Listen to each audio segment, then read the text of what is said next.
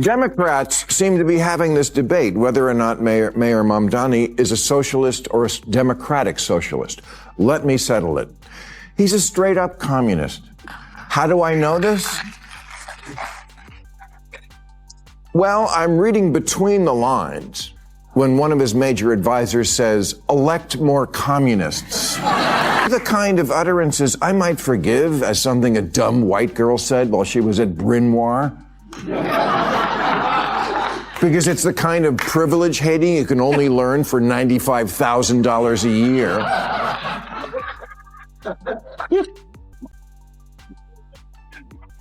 But these are statements made as an adult. Yes, for co-eds from elite private colleges, you're only a lesbian until graduation, but the communism lasts a lifetime. Zohran Mamdani has started pushing forward with his socialist ideas, and Bill Maher is clearly not impressed. Recently, Mamdani appeared on The View, where he shared his views on law enforcement and talked about parts of his political plan. Maher believes these ideas are taking New York in the wrong direction, and he thinks voters should pay much closer attention to what is happening.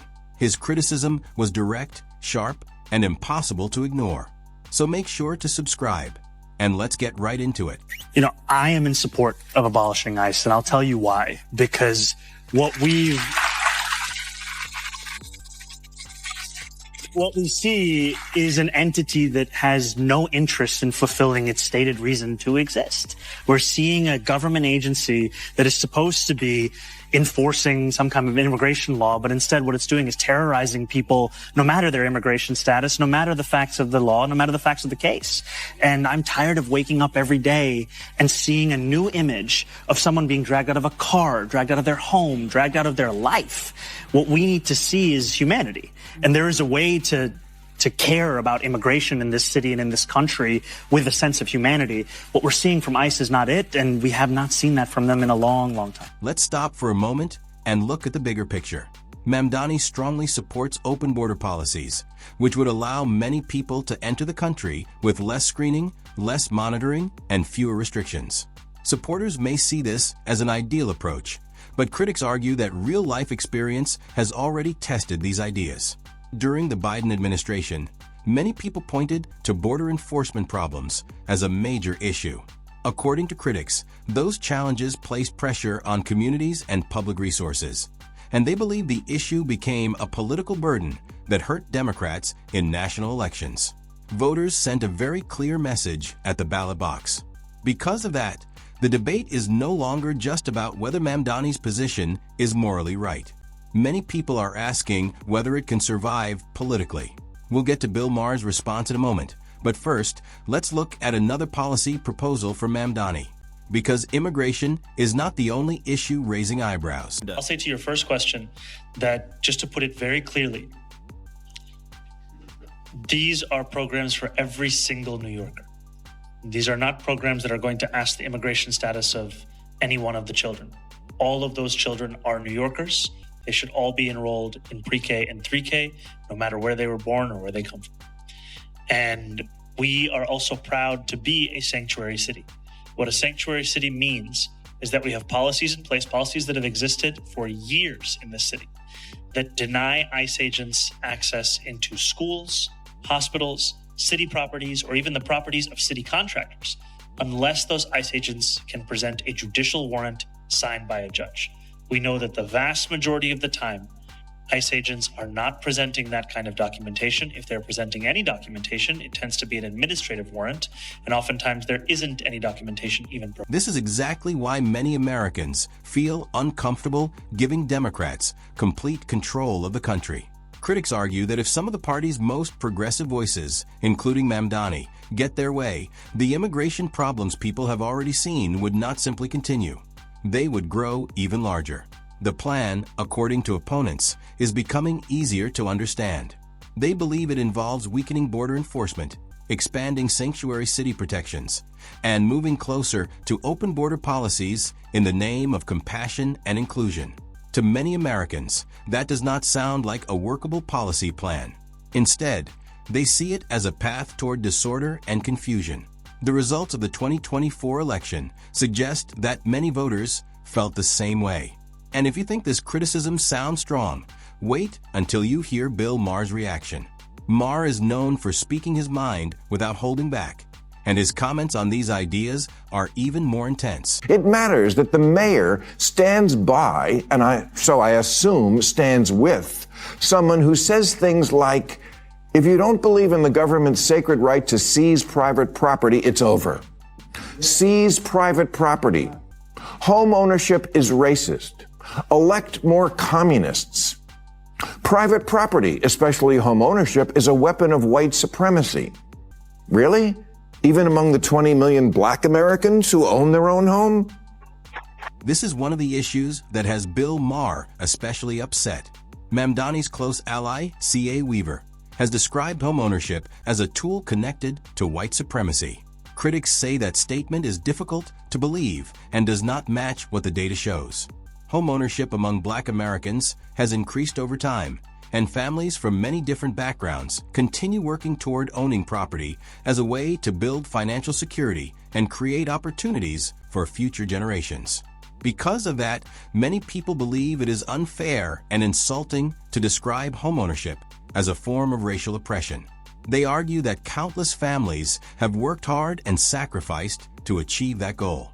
Critics also believe this viewpoint fits into Mamdani's larger political vision, one where private ownership becomes less important while government control over housing and resources continues to grow.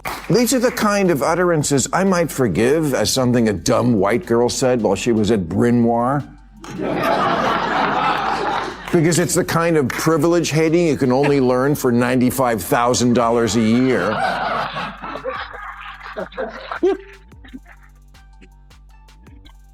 But these are statements made as an adult. Yes, for co-eds from elite private colleges, you're only a lesbian until graduation, but the communism lasts a lifetime. This is the part that leaves Bill Maher genuinely confused. Weaver is highly educated and comes from an academic background where she has likely studied history, politics, and major world events. Because of that, many people would expect her to be familiar with the historical record of communist governments, including economic struggles, restrictions on personal freedoms, and the human costs associated with centralized control.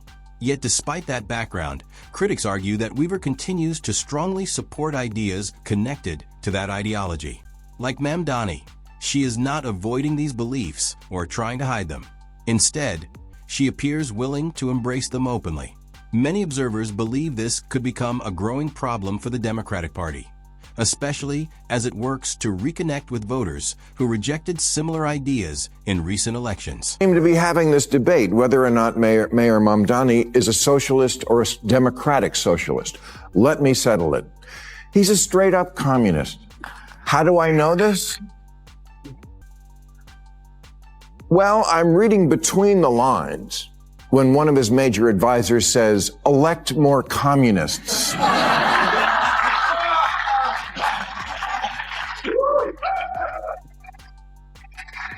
Which is fine. It's fine. It's a belief system. He's allowed to believe it, and people are allowed to vote for it. But if liberals deny it, like he's just going through a goth phase, they're going to lose more elections. This is not a communist country. At this point, Bill Maher delivers one of his strongest warnings. His message to Democrats is simple and direct. He argues that if the party refuses to distance itself from what he sees as socialist or communist-leaning ideas, it could be creating another political defeat for itself. Maher compares the situation to previous debates over woke politics. According to him, Democrats spent years refusing to challenge those ideas, and voters noticed. In his view, that decision played a major role in the party's struggles during the 2024 election. Now he believes the same pattern is happening again. Maher argues that America was founded on principles such as individual freedom, private business, and limited government. He believes those values are very different from the policies Mamdani and his supporters are promoting. And if Democratic leaders refuse to say so, Maher believes voters eventually will. And this is the pendulum never lands in the middle problem I'm always bitching about. Really, the choices we get here are either the worst version of crony capitalism or communism, Either a side deal for the Trump family every time he does business overseas, or the lady who says, impoverish the white middle class. Oh yeah, there's a great campaign slogan for you. Honestly, as New York mayoral races go, I was less creeped out by Anthony Weiner's. This is where the conversation becomes even more interesting and, according to critics, more concerning. Some people believe a growing part of the Democratic Party is moving further left and becoming increasingly supportive of socialist-style policies. They argue that this approach focuses heavily on taxing wealthy individuals while presenting policies that may place additional burdens on middle-class families as measures of fairness and equality. Supporters may see those ideas as necessary reforms, but critics argue they sound better in theory than they do in practice. They also point out that Americans already pay taxes at the federal, state, and local levels. Yet despite those taxes, many people still complain about failing infrastructure, weak public services, and a lack of accountability. Because of that, critics often ask where the money is going. They argue that under a more heavily socialist system, that question would become even more important and much harder to answer. Now, let's look at some of the concerns critics raise about the effects of Mamdani's policies. Tells me for a second. So I took the problem to the mayor himself, showing him video of people camped on the street in such frigid weather. What is your office going to do about it, and is it acceptable, given the fact that it's 21 degrees, for these people to be there on the street, on the Upper West Side, and getting no help? It is not acceptable for a New Yorker to have to find shelter outside, whether on the Upper West Side or anywhere in this city. New Yorkers should be able to find a place to call their home. And what I have said consistently, first as a candidate, now as the mayor, is that outcomes are how we judge ourselves. Mamdani said he would not follow former Mayor Adams' approach of removing the encampments. He wants to take a softer approach, convincing them to come in from the cold. According to critics, Mamdani's vision for sanctuary cities is already producing visible results, though not the kind supporters hoped for. On New York City's Upper West Side, growing homeless encampments have become a major concern for some residents. Areas that people once moved through comfortably are now increasingly associated with homelessness and public disorder. Critics ask what Mamdani's solution is to this growing problem. They say his answer relies heavily on persuading homeless individuals to leave the streets voluntarily. While that approach may sound compassionate, opponents argue that it does not work in practice. They point to California and Governor Gavin Newsom as an example, saying similar strategies failed to stop a worsening homelessness crisis. Critics believe the evidence is clear and that these policies have already been tested. Yet despite those concerns, they argue that the same ideas continue to be promoted again and again. I spoke to a man living on the street on the Upper West Side, and I asked him, would you go into supportive housing? Would you, and he said, sure, I would go into supportive housing if somebody would offer it to me. That's why at the heart of this has to be the connection with services that they want, that they will use, that they will actually utilize. So were you satisfied with the mayor's answer? I think it put him on notice that he has to come up with an answer. I've been talking to the deputy mayor every day, and she's approaching it in a clinical way. Well, the clinical way is now, and she has to find them housing. I hope that's what, thankfully, you did. Now, the man I spoke with today said city shelters aren't for him because he doesn't feel safe. This is where critics believe the biggest problem becomes impossible to ignore. Mamdani is proposing major programs to address homelessness in New York City, but many people are asking a very simple question. Where will the money come from? This is not just a theoretical concern. New York is already facing a reported budget deficit of around $12 billion. That financial challenge existed before any of Mamdani's new proposals were added. Critics argue that the city's finances are already under pressure and that the numbers simply do not add up. Yet when questions about funding arise, opponents say Mamdani and his allies often return to the same answer: tax the rich. While that message may be popular at rallies and public events, critics argue it is not a long-term financial solution. They believe that if wealthy residents leave, tax revenue could decline, leaving everyone else responsible for covering the costs. And finally, New World Democrats must recognize that Zohran Mamdani is the future of the party. Unfortunately, it's the Republican Party. Get it? And if you missed his victory speech in last week's mayoral election in New York, don't worry. You'll see it in every attack ad for the next 2 years. Now, Mamdani seems like a nice guy, and I congratulate him on an extraordinary political achievement. But before the whole left side of the country catches socialism fever, let's listen to the other big winner in last Tuesday's election, Virginia Governor-elect Abigail Spanberger, who, before the 24 election, said things like, "If the party didn't shift to the center, we will get fucking torn apart." So after looking at Mamdani's platform as a whole, what conclusion do critics reach?